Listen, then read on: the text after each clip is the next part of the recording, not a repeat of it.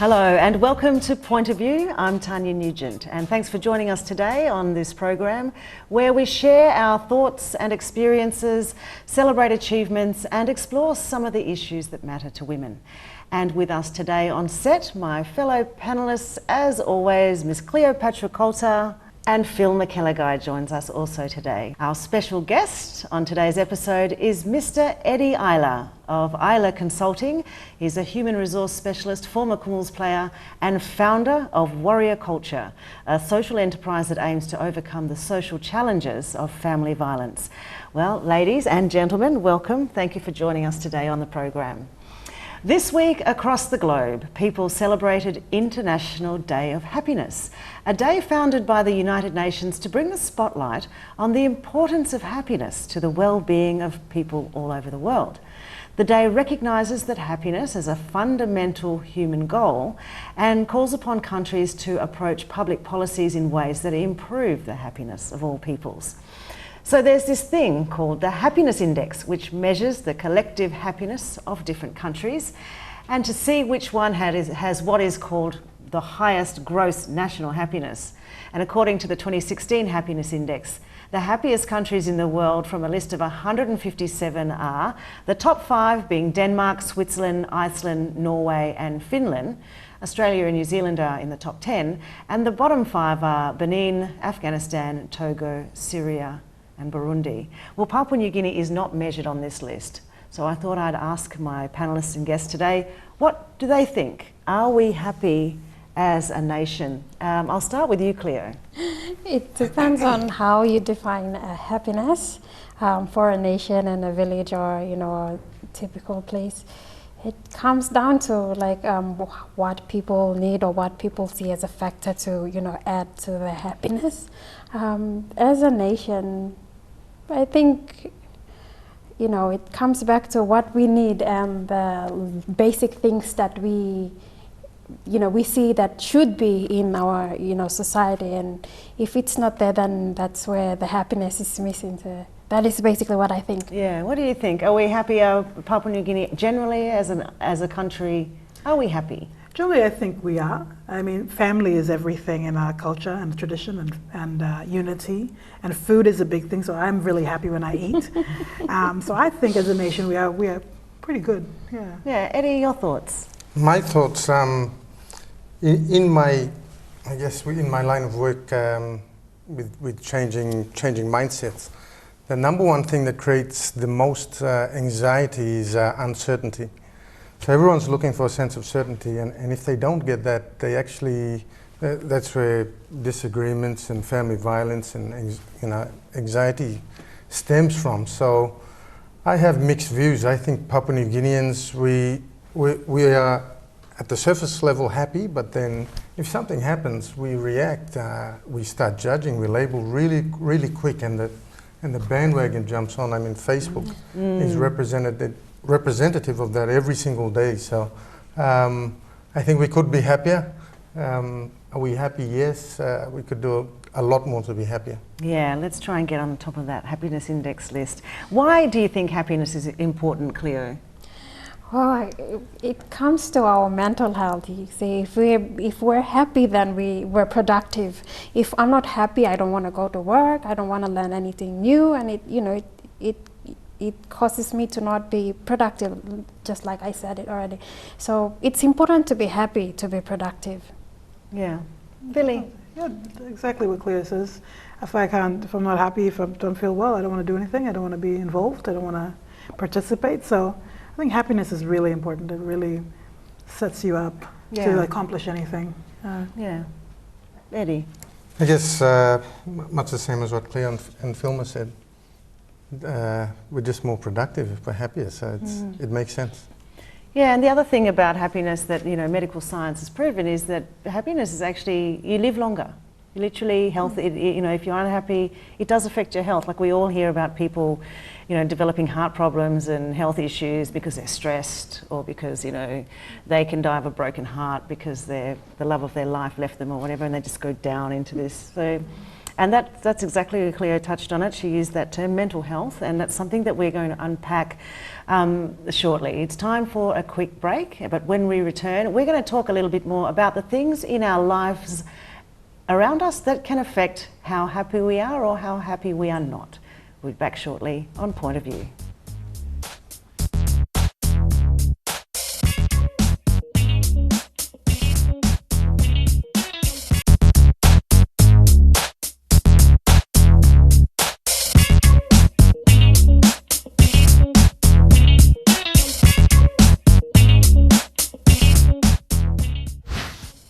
Welcome back to Point of View. We're talking about happiness today on the program, and it just seems like such a simple thing, but many of us struggle to find it. So what are some of the things in your lives that affect your levels of happiness? Vilma? Well, money, definitely, because, you know, I need money to live, I need money to survive. Also family. If I'm not with my family, I sometimes feel down. I like to be around my family, I like to hear what's happening with all the gossip in the village, that kind of thing. So it keeps me happy, keeps me, you know, entertained, kind of thing, yeah. Yeah, Cleo? Food. Food's one of the biggest things that makes me happy. But being around people, I come from the village, it's a big setting, and, you know, being around people, getting to know what's happening, is one of the factors that keeps me happy. Yeah. Eddie? For me, it's being around happy people, being around excited people who are motivated and doing good things that always assist me to stay happy and focused and driven. Yeah, we're very social people in our society. Human beings need other human beings, and you're so right about positivity, because when you're around negative people, it brings you down. These are things that can affect your happiness. But it's interesting, Philly, that you said money, because I, in my personal experience, have found that money is not the thing that makes you happy. A certain amount of money is required in order for you to function. But I can guarantee, you know, I've met a lot of millionaires and a couple of billionaires, and they're not the happiest people. I'm not materialistic, as in, like, Yeah. I don't adore money or worship it. I just like that I can move easily, that I can make decisions, that because I have financial freedom as a woman, it's easier for me to just say, look, no, I got this, I can pay my own bills, I don't need you, that type of thing. Yeah. So I like the security and the freedom that it gives me. So it's more financial independence, Yes. yeah, rather than like having a gold, everything made of gold toilet, etc. And so in our observations of the people around us in our lives and our society in Papua New Guinea, what are some of the things that make those around us that we know unhappy? What affects people's general happiness here? Well, definitely violence and, you know, unhappy relationships. For me, you know, being in the human psychology field, I'm going to say it's our mindset. If we haven't trained ourselves to think well, to adjust well to situations, then any kind of attachment where your mind, you want to control an outcome. And basically, we can't control anything outside of ourselves. But anytime we want to control something, whether it's a partner or a career outcome or financial outcome, we create anxiety. And it sneaks up, it comes just like that. And those things, I think, create unhappiness. Yeah. Cleo? Yeah, for my case, like I always say, I'm going to relate back to a rural perspective. People tend to be less happier in the village when there's, you know, they want that, you know, their kids to go to school, they want access to basic services, health, road, and, you know, it's just that people want to get out of the village lifestyle and get into, you know, to be urbanized. And it's just getting to have access to basic things. But then in the village, there's so many things that happening. There's, you know, there's the culture, and there's, you know, there's tribal warfare. There's so many things. So it's just people getting to make themselves happier in the village. Yeah. Sounds like you're kind of talking a little bit about what people's expectations are. So they're expecting, how does expectations affect happiness, Eddie? Well, basically, us humans, and I'm going to speak not just Papua New Guineans, but humans, anytime the mind wanders to the future and creates expectation, or anytime it travels back and we think about memories and try to control outcomes or events that have already happened, we create anxiety. And that's when expectations create disappointment and unhappiness. So it's, I guess the answer for me is to stay really, really conscious and really present in what we're doing right now, rather than letting the mind wander. It's the mind wandering forward or backward that creates attachment and expectation and unhappiness in the end. Yeah, I'm just thinking about that, because we're always telling our children to dream, to dream big and to like da da da da da. But then at the same time, are we setting them up to expect that, what they're dreaming about, how will they cope if it doesn't occur the way that they expect it to, or the way that they've dreamed it to? I guess that's a little bit about the work that you do with people learning to cope with. Dreams, I believe, are important. Everyone's got a dream, and we need to really be clear on that dream and take action toward it, but not to become attached to it, because sometimes things don't happen. So we've got to be able to have the emotional flexibility and mindset flexibility to adjust to whatever happens, but to always live in the now. So it sounds like two different things, and I guess they are, but they're the same thing. Well, being present is the way that you can achieve your dream. Yeah. Just very quickly, we've got to take a quick break, but I just wanted to ask, do you think that Papua New Guineans, how do we measure up in our capacity to cope with our expectations being let down? I don't think we're very good, to be honest. And we see it every day. Like I said, on Facebook, we're really quick to judge and point and blame, but then we're also happy at the same time. So to me, it's a contradiction, really. Yeah, that makes sense, a contradiction. That explains a lot. We've got to take a quick break now, and afterwards we'll find out more about the work and passions of our guest, Aila, and we explore what mental health is. Back soon.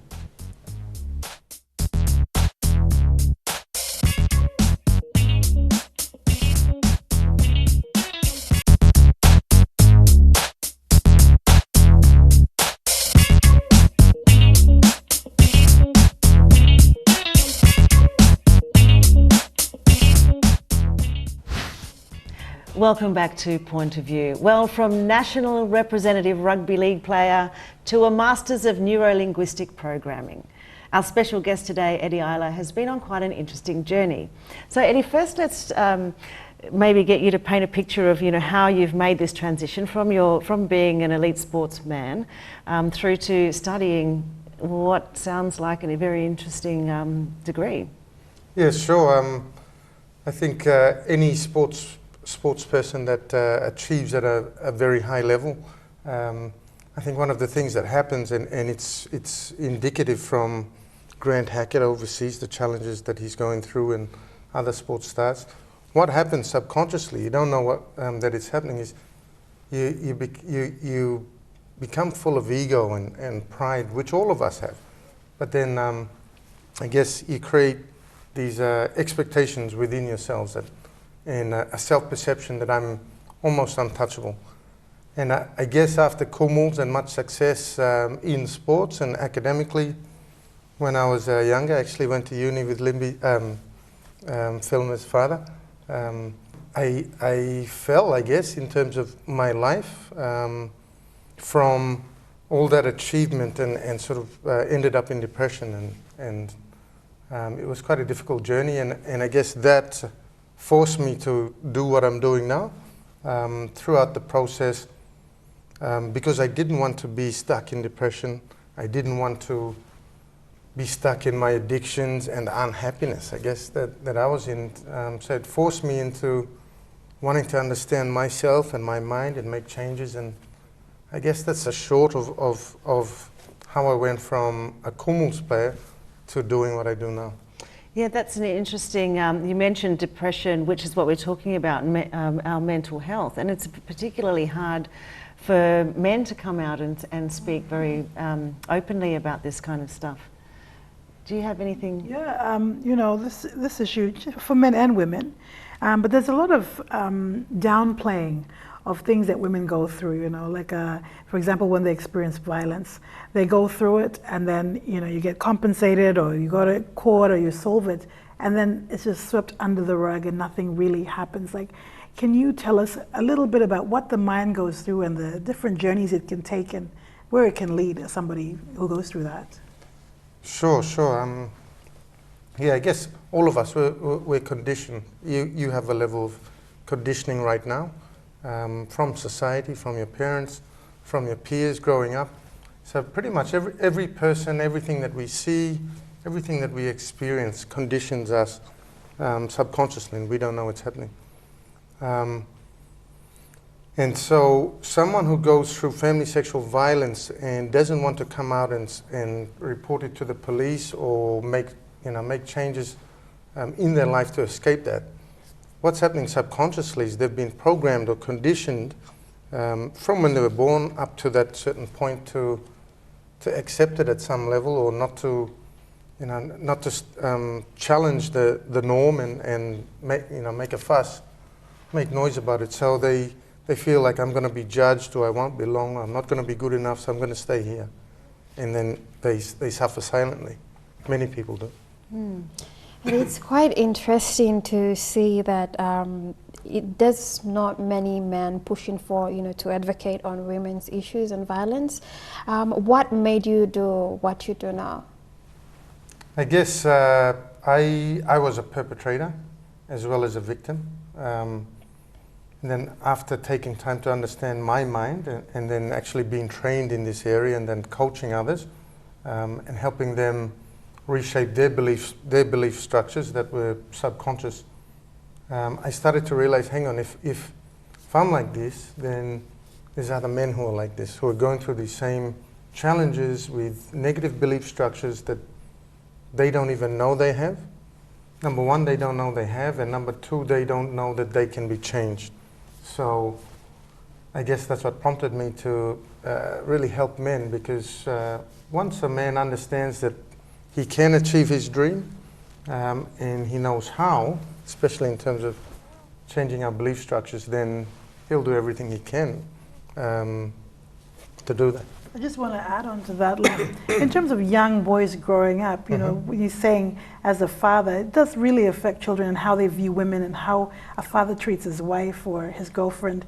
How much of a, what do you call it, like effect does it have on a son? Absolutely. Yeah, it's called generational trauma, where you, as parents, as mothers, as well as fathers, we don't know the beliefs we're creating in our children by acting or not acting even.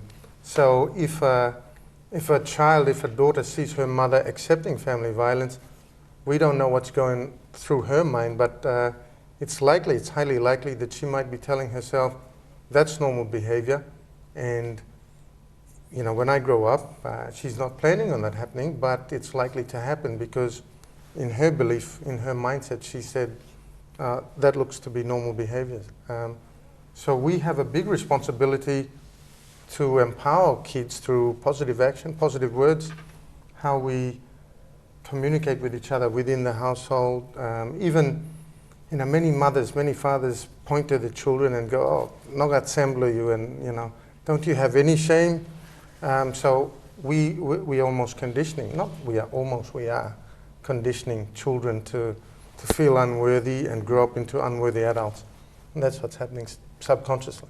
Yeah, so basically we leave our, as parents, we leave our fingerprints, not just our DNA, but our fingerprints on the programming of our children's behaviour in the future.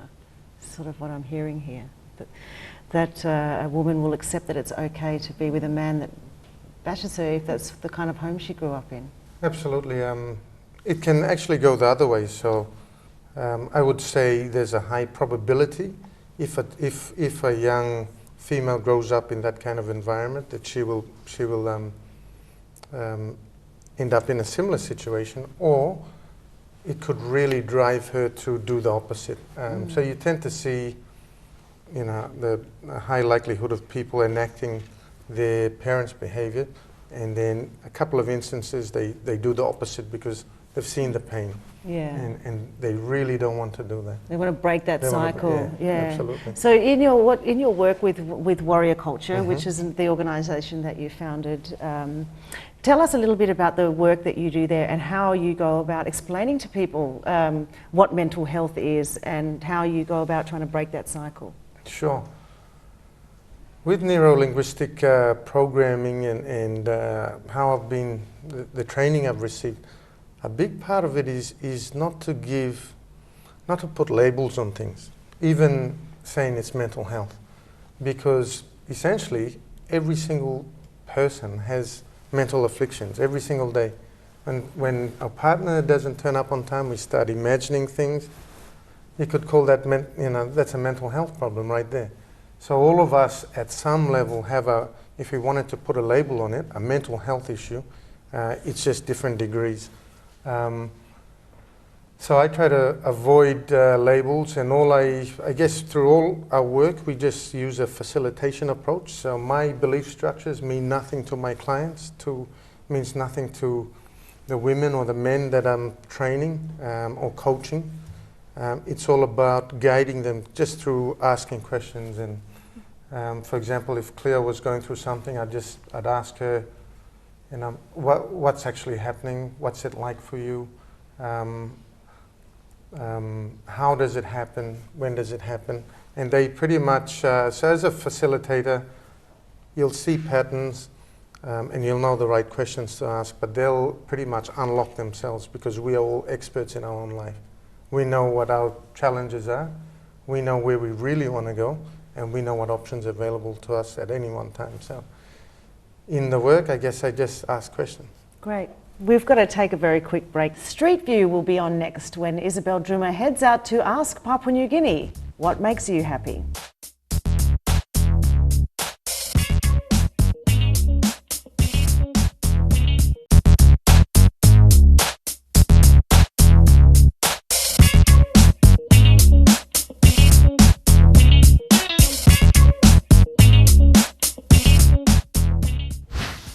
Welcome back to Point of View. It's now time to find out what people out there on the street have to say about happiness. Here's Izabell Druma with Street View. So I want to know what makes you smile. What makes me happy is jumping out of a plane, but that's just me. I want to know what makes you smile. So I brought my two friends down here. And they're going to help me make you smile. So let's get to it. Forward. Forward. Reverse. Reverse. Forward. Forward. Reverse. You am right, darling. And come on, some kind. And you go some kind. Twist. Twist. Twist.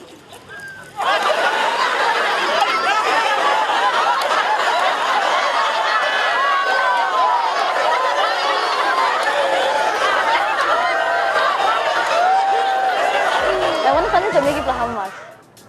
I'll make it already 10 number and plus Muhammad. Okay, now you? Okay, itu belum. Okay, thank you.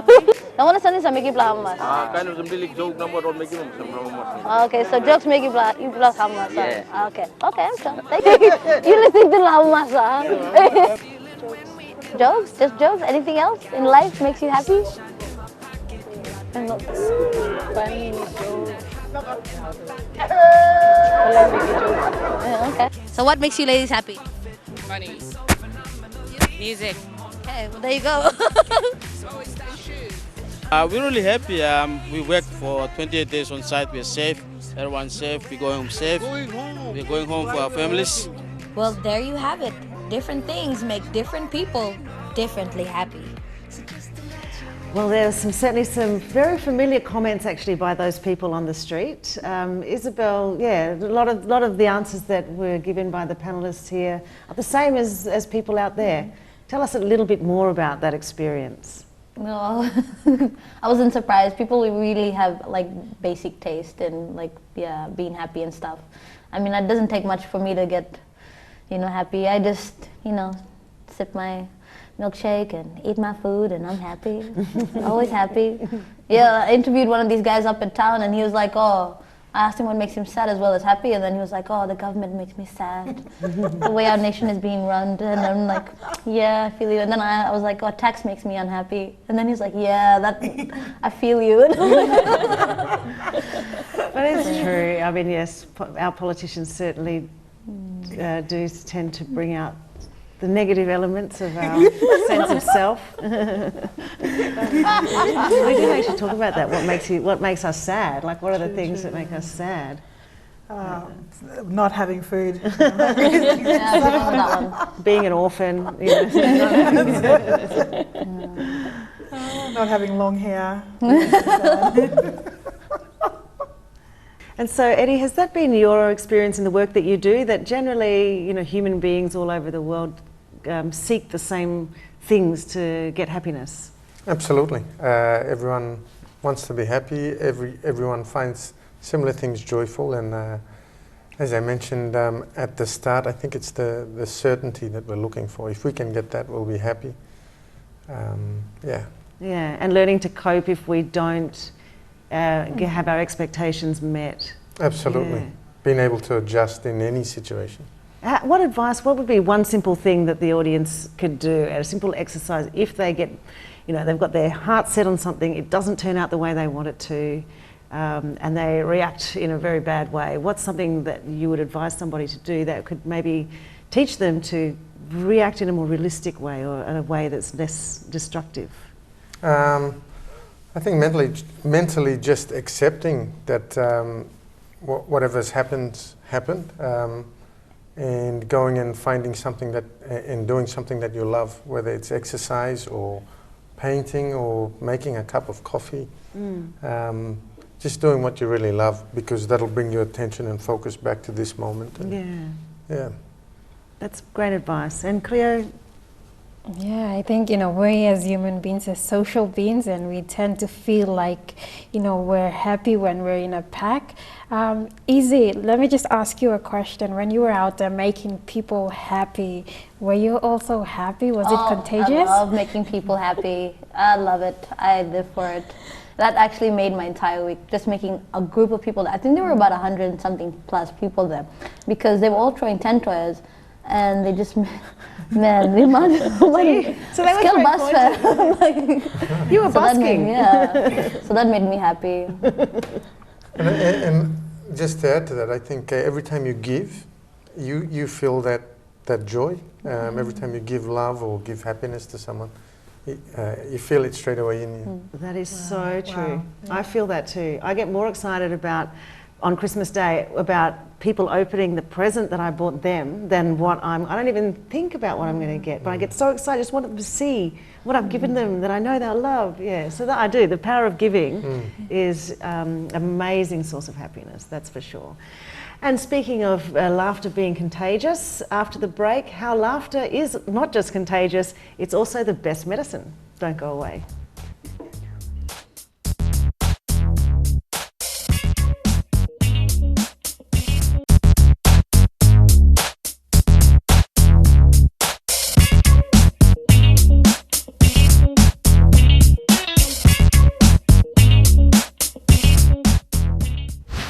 Welcome back to Point of View. Well, they say laughter is the best medicine. It's an old saying, but scientific studies have proved it to be true. And even with the ancient practice of yoga, there's this thing called laughter yoga, which is based on the belief that voluntary laughter provides the same physiological and psychological benefits as spontaneous laughter. So I thought I'd ask the panel about laughter. We all love to laugh, come on. See? How do you feel after you've had a good belly laugh? I feel great. I feel the rush to my head, excitement, happy. I'm very happy. Really good. Yeah, well, my friends and I came up with an idea where when we're hungry and there's no food, we just laugh, and after that we feel not hungry anymore. And pinch jokes are the best, so you're always laughing everywhere. I like going on YouTube and watching, funniest pranks and. and jokes. Yeah. Well, as I mentioned in the introduction there, I mean, laughter, there is a reason for that, because it releases endorphins into your body when you laugh, and the chemicals that make you feel good. So the other thing it does is it increases your immune system. Wow. Laughing is very good for your health. It lowers blood pressure, it reduces stress hormone levels, it works your abs. You can get a six-pack from laughing. I think that's going to make me want to do laughter yoga. I can't think of any better workout than, forget planks. And I think you just feel more, you feel more focused and productive when you're happy. Absolutely. So we're going to take a look at this laughter yoga now. Izabell went out to the nature park, rounded up a group of people to test out the hysterical practice of laughter yoga. That's it, but go back down. One more time. This one, go out once now. And laugh.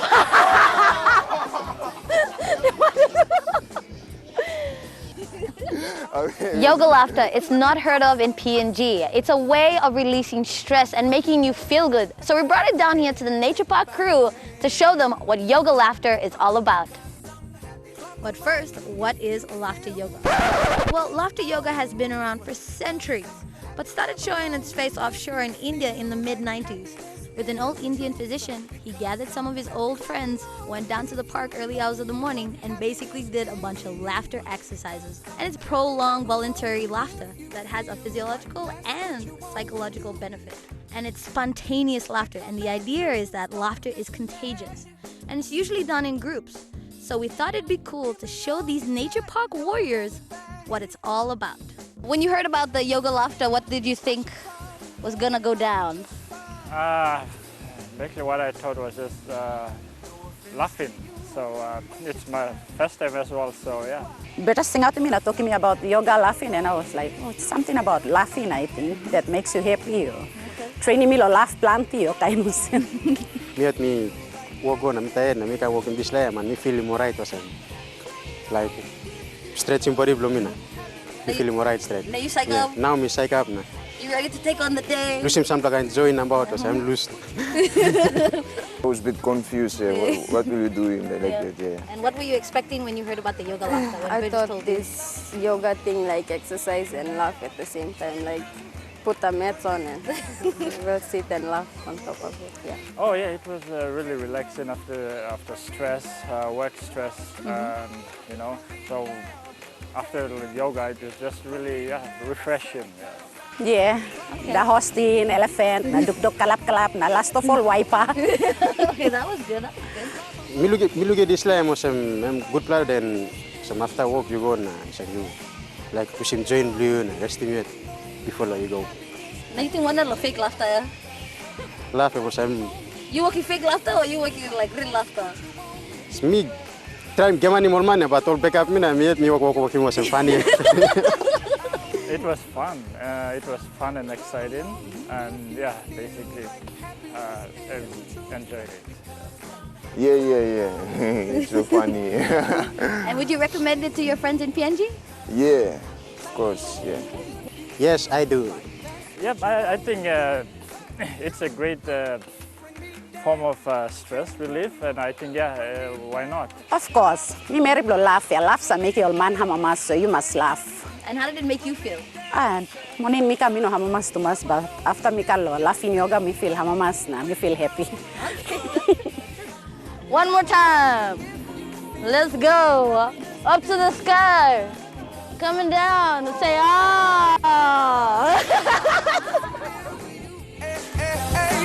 Clap along if you feel like that's.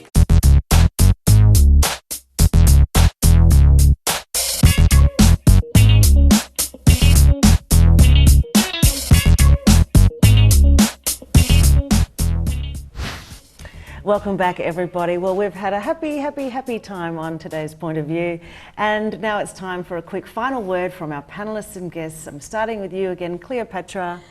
Yes, you know, being happy depends on what's happening.